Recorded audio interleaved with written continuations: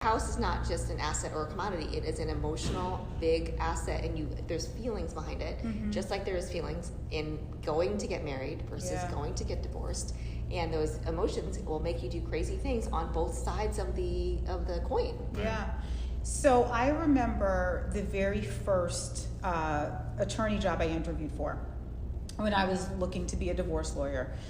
The attorney said to me, and he has now since passed away, rest in peace, but he said to me, with divorce, we see good people at their worst, right? Whereas with criminal, you see bad people at their best, right? Wow. And that really is very true. Like when I'm dealing with clients going through a divorce, these people are often going through one of the worst things that will ever happen to them. It is a really, really low time in their life when someone's getting divorced. You marry someone, you think this is going to be forever, you think this is going to be your life partner, and to find out your entire life has gone topsy-turvy, that is a huge life change. Right. So when that's happening to you, it is really easy for someone who is otherwise a really good person to do some pretty low things. Pretty low things, and you have to try to pull them out of that to bring them back to the good person that they are, as opposed to, doing some of the bad things that they may want to do because they're at a low. Well, you're a counselor at that point, right? Because there's a point where this has to come to an end. Then there's a point where how do you make sure those emotions are strictly just for that part of the process, right?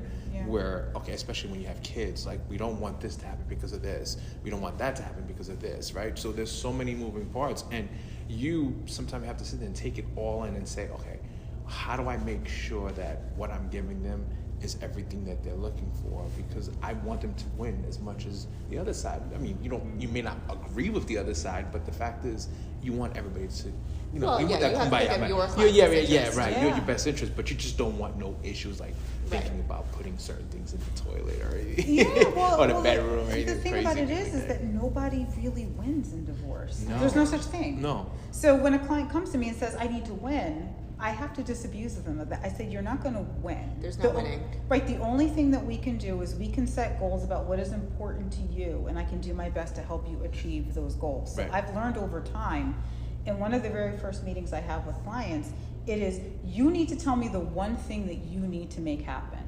And sometimes it is, I need to have 50-50 custody of the kids. I don't care what else happens. I need my kids half the time. Sometimes it is, I need to make sure that I'm staying in the marital home. I don't care what else happens. That's what I need.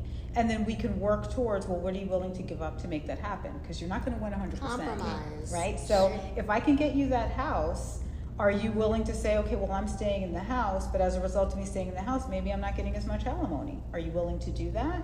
Because it's always going to be a trade-off.